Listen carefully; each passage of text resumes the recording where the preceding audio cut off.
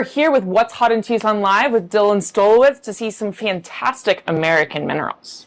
We're going to start with an Eagle's Nest Gold right here from California. How can you not love something like that? Especially with those bright, clear quartz that are in there as well. The luster's there, and it's a full 360 specimen. Yeah, it's really hard to determine whether that's the front or that's the front. But it does look like a horse galloping off. You'd almost want to put it on one of those bases that rotates 360 to see both sides. Did you do that? Both sides are amazing. Yeah. And it's hefty, too. It's a very robust gold.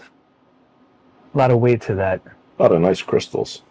And if you notice, there's a terminated quartz crystal in the bottom there. Right in the back. Yeah, and it hasn't been burned, so it was very nicely prepared. This has not been officially prepped since it was found over 20 years ago. So this is right out of the earth. Get my fingers out of the way. But well said, Peter. Well said. Good preparation does make a big difference on these. It certainly does. It goes. That's the story of life, good preparation. Indeed. And here is a New York calcite that we want to share with everyone from Balmont, from the new discovery. How can you not love this thing? Stacked twins? Lilac color? The combination between the growth faces and the luster? Gemminess?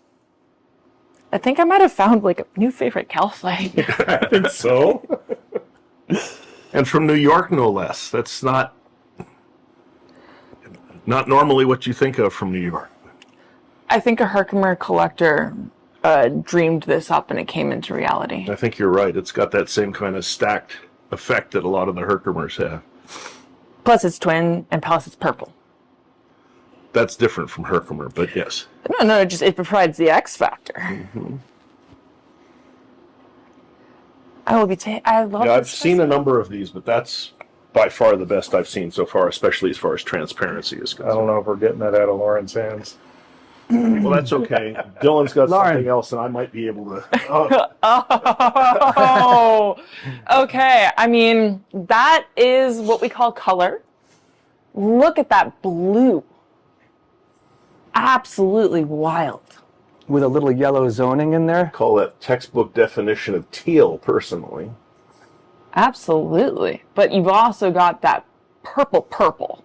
And some yellow, it looks like, under the purple. There is a yellow core, yes. Yeah. What's interesting is usually that yellow-purple combination create muddiness, but that crystal does not have that issue at all. Yeah. No, the zoning is spectacular. And especially with that big crystal and then almost the elongate-looking one, which is probably like a complex growth right there. Oh.